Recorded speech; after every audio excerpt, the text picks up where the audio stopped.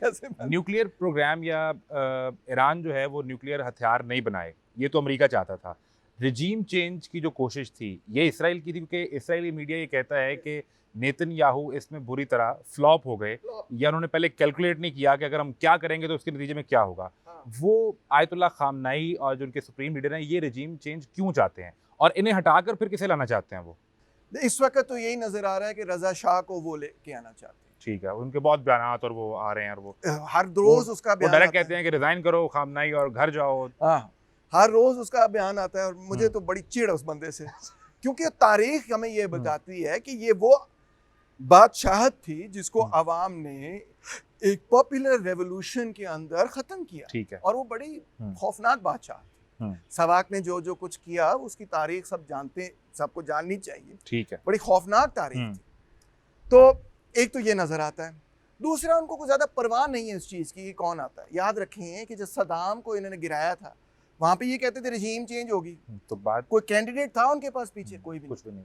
Syria में कहते थे हम रजीम चेंज करेंगे, असद को गिराएंगे, कोई कैंडिडेट था पीछे? कुछ भी नहीं। 3-4 हिस्सों में सीरिया तकसीम है इस वक्त। लिबिया को हम गिराएंगे, हम गद्दाफी को गिराएंगे, रजीम चेंज करेंगे, क्या रिजल्ट निकला? वो भी सिविल वॉर में आज तक फंसा हुआ है। तो ये जब रजीम चेंज करते हैं ना, इनके पास कोई प्लान नहीं होता। इनका प्लान ये होता है कि हुकूमत गिरानी है, जो नजर आ रहा है इसको हटा दो, केओस हो जाए, डजंट मैटर, तबाही हो जाए, we don't care, they don't care.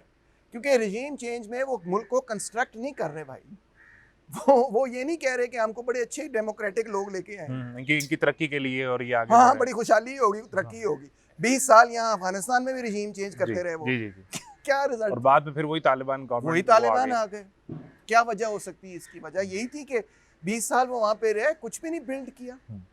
तो अवाम, जो ईरानी अवाम है, चूंकि आपने विजिट भी किया, उनके अंदर क्या सेंटिमेंट इस गवर्नमेंट के हवाले से, इस रजीम के हवाले से?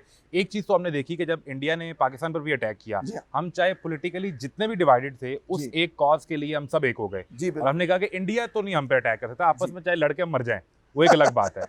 तो ईरान की जो अवाम है उनके अंदर जो करंट रजीम है इसके हवाले से क्या सोच है, या रजा पहली है? इसके अलावा वहाँ पर अपोजिशन और लेफ्ट के लोग किस तरह सर्वाइव करते हैं या नहीं है? जी, लेफ्ट के लोग तो वहाँ पे अंडरग्राउंड है। ठीक है। क्योंकि 1983 में जो हिज़्ब तोदा है, जो मेन कम्युनिस्ट पार्टी लेफ्ट की पार्टी है, उसको बैन कर दिया गया। ठीक है। तो वो अंडरग्राउंड काम करते रहे। जितनी स्ट्राइक्स होती हैं ना ईरान के अंदर, आप सुनते हैं ये वर्कर स्ट्राइक हुई, वो पीछे से हिज़्ब तोदा ही होती है उसके। वो अंडरग्राउंड उनके ट्रेड यूनियन के लोग, वो सामने नहीं आते? सामने नहीं आते हैं, मगर वो ये नहीं कहते कि हम इस पार्टी के लोग। पार्टी अंडरग्राउंड है। ठीक है। मतलब ट्रेड यूनियनिस्ट तो सामने आता ही है ना, वो कैसे बच सकता है? सो वो हैं और उनका ठीक ठाक नेटवर्क है, क्योंकि वो कई दफ़ा अपनी तारीख में उनको अंडरग्राउंड काम करना पड़ा है। वो शाह ऑफ ईरान के पीरियड में भी अंडरग्राउंड रहे हैं, उससे पहले पीरियड में भी अंडरग्राउंड रहे हैं, तो उनको काम करना आता है। तो वो अपनी जगह मौजूद है। ईरान की अपनी सियासत में, मेन स्ट्रीम पॉलिटिक्स में 2 बड़े ग्रुप्स हैं। एक है कंजर्वेटिव, जिसको हम कंजर्वेटिव्स कहते हैं, जो बेसिकली उनके जो सुप्रीम लीडर है और काउंसिल ऑफ गार्डियंस, उनमें वो डोमिनेट करते हैं। वो आप उनको कह सकते हैं कि ये कंजर्वेटिव इदारा है। ठीक है। जो रियासत के डीप स्टेट के इदारे होते हैं, intelligence agencies, defence ministry, judiciary, ये इनके कंट्रोल में। ठीक है। ठीक है। जो जुडिशरी तो डीप स्टेट ना हुई, मगर यू अंडरस्टैंड कि जो स्टेट के मेन बड़े इदारे हैं वो इनके कंट्रोल में। अच्छा, ईरान में जो पॉलिटिकल सिस्टम है ना, उसमें ड्यूल पावर है। एक है काउंसिल ऑफ गार्डियंस और उसके नीचे है एक बाकायदा पार्लियामेंट। ऐसा ही है जैसे हमारी पार्लियामेंट है, वो इलेक्शन से आती है। अब ये पार्लियामेंट जो है ना, ये पॉपुलर ओपिनियन को रिफ्लेक्ट करती है। वो जो काउंसिल ऑफ गार्डियंस है ना, वो क्लेरिकल ओपिनियन को रिप्रेजेंट करती है। ठीक है। यानी कि जो शिया उलेमा हैं, उनका नुक्ता नजर जो है वो काउंसिल ऑफ गार्डियंस में उसकी नुमाइंदगी होती है। और यहाँ पे आवामी नुक्ता नजर 97-98 के अंदर आप जानते होंगे कि अली खातमी जो हैं, उन्होंने लैंडस्लाइड विक्ट्री हासिल की कंजर्वेटिव्स के खिलाफ।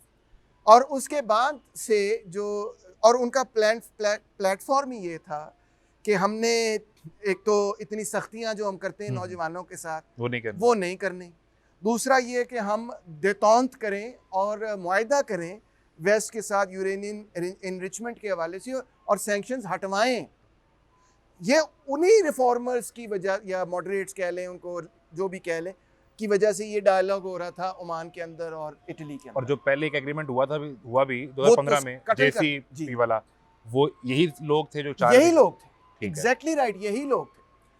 तो दूसरा ये उनका प्लान था। तीसरा उनका प्लान ये था कि हम सिविल सोसाइटी को मजबूत करेंगे। तो ये भी बहुत इंपॉर्टेंट उनके 3 मेन चीजें थी जिस पे वो इलेक्शन जीते। तो इन दोनों लॉबीज के दरमियान ईरान में खुल के लड़ाई है, ये कोई कंस्पिरेसी नहीं है। आप अगर उनका अखबार वगैरह पढ़ें, लिटरेचर देखें, आप उनकी किताबें वगैरह पढ़ें, आप उनसे डिस्कस भी कर लें, तो वही आपको कहेंगे कि हाँ ये इख्तलाफ है। ठीक।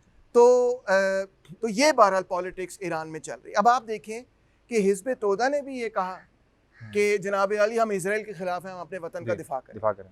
मॉडरेट्स ने भी ये कहा कि जनाब अली हम अपने वतन के साथ वतन का दिफा करें। लेकिन रज़ा पहलवी कंजर्वेटिव्स ने भी ये कहा। रज़ा पहलवी वो बाहर से बैठ के कहता कि नहीं, आयतुल्ला खामनाई जो है ये सरेंडर करें और घर जाएं और रिजाइन करें, और फिर बाद में मैं आ जाऊं। और वो तो ये अगर वो रिजाइन कर भी दें तो काउंसिल ऑफ गार्डियंस उनकी जगह एक और सुप्रीम लीडर इलेक्ट कर लेंगे। सो उनका मतलब ये है कि ये पूरा काउंसिल ही हट जाए। असल बात तो ये है, ये चाहते हैं। नहीं, वैसे ये जो इख्तलाफ है पार्लियामेंट में और काउंसिल ऑफ गार्डियंस में, क्या इसको वेस्ट कहीं पे प्ले करना चाह रहा था? नहीं कर पाया ना। इनिशियली तो उनका यही ख्याल था कि इस तरह से हम कुछ निकाल और ईरानी अवाम जो है वो बड़ी तादाद में पार्लियामेंट के साथ, लोगों के साथ खड़े होंगे, वहां पे खड़े होंगे। तो वो आज़ादी चाहते हैं। यस, दैट इज मतलब आज़ादी, वो ख्याल की, सोच की, बात करने की, वो जमहूरी आज़ादियाँ चाहते हैं। वो आज़ादी नहीं चाहते जो कि इसराइल उनको देना चाह रहा है, जो है उनकी जान से ही आज़ादी। वो आज़ादी नहीं वो चाहते, ठीक है, लेट्स बी क्लियर। हाँ, वो आज़ादी नहीं चाहते जो इसराइली ने गाज़ा के लोगों को दी है। हाँ, वो नहीं चाहते। हाँ, वो तो दुनिया से आज़ादी है ना, दुनिया से आज़ादी नहीं चाहते वो। ईरान की पार्लियामेंट ने ये डिसाइड कर लिया था, फैसला हो गया कि आप स्ट्रेट ऑफ हॉर्मुज़ को बंद कर दें। सॉरी, मैं एक बात क्लैरिफाई कर दूं कि मेरा मतलब ये है कि मेजॉरिटी ये चाहती है, ईरानी अवाम। हाँ, ये नहीं कि सब ये चाहते हैं। जो कंजर्वेटिव्स हैं उनके पास भी बहुत सपोर्टर हैं। सो हमें ये मिस्टेक नहीं करनी चाहिए, समझें कि भाई सारे जो है इस तरह। अवाम एक चीज़ तो नहीं ना होती। अवाम में कुछ लोग होते हैं पीपल्स पार्टी को वोट करते हैं, कुछ लोग उनको करते हैं, कुछ लोग PTI को करते हैं, कुछ किसी और को करते हैं। ऐसे ही है ना? ऐसा ही है। तो ईरान में भी ऐसा ही है। ठीक है, ईरान में भी ऐसा ही है।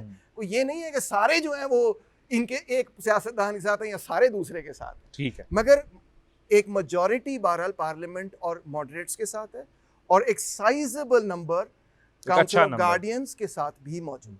और इस जो कॉन्फ्लिक्ट था इसमें तो इस कॉन्फ्लिक्ट में तो सब भी कहते हैं कि भाड़ में जाए इजराइल। बिल्कुल ठीक है। और देखो यार, उन्होंने 1.5 साल जेनोसाइड की है। को पागल है कि क्या है कि भाई हम चाहते हैं कि हाँ आए वहाँ पे बम मारे। वैसे मुझे ये इस पे आना है, गजा वाले जो टॉपिक पे इस पे बात करनी है, लेकिन ईरान की पार्लियामेंट ने स्ट्रेट ऑफ हॉर्मुज़ को बंद करने के लिए अप्रूवल दे दिया और उन्होंने डिसाइड कर लिया, और फिर वो काउंसिल ऑफ गार्डियन के पास भेज दिया कि वो डिसाइड करें। आपका क्या ख्याल है कि वहाँ कोई इख्तलाफ हुआ होगा, फ़ौरन नहीं कर सके, या अभी वो प्लान ही कर रहे थे और उस प्लान का पहला हिस्सा ये था कि आप उधर अटैक करें अमेरिकन बेस पे? ये ज़्यादा कॉम्प्लिकेटेड चीज़ इसलिए है क्योंकि स्ट्रेट्स ऑफ हॉर्मुज़ से बहुत सारा तेल जो है वो चीन भी जाता है, दूसरे मुल्कों में भी जाता है।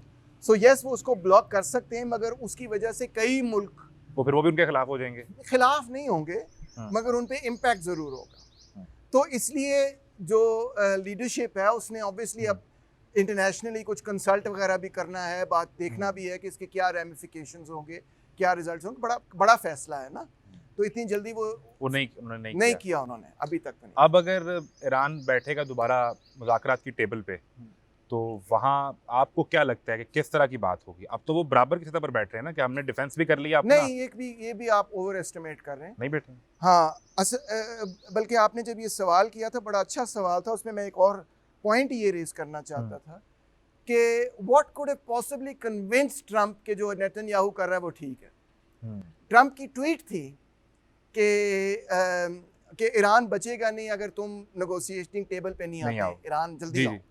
यानी कि ट्रम्प का ये ख्याल था कि नेतन्याहू के अटैक से शायद रजीम चेंज तो ना हो, मगर ईरान जब वापस आएगा नेगोशिएटिंग टेबल पे तो पहले से कमज़ोर होगा और हमारा हाथ ऊपर होगा, और हमारा हाथ मज़ीद ऊपर होगा। मगर ये रिज़ल्ट मेरा ख्याल है निकला नहीं। रिज़ल्ट यही निकला कि ईरान ने कहा कि भाईजान हम खड़े जहाँ हम पहले खड़े थे, टस से मस नहीं हो रहे, और ना तो वो पहले से कमज़ोर हुए, शायद निस्बतन पहले से ताकतवर ही हो, कुछ बेहतर पोजीशन पर तो कुछ होंगे। बेहतर निस्बतन, मगर बहुत को बड़ी चेंज तो नहीं होगी, मगर बिल्कुल yes in the sense hmm.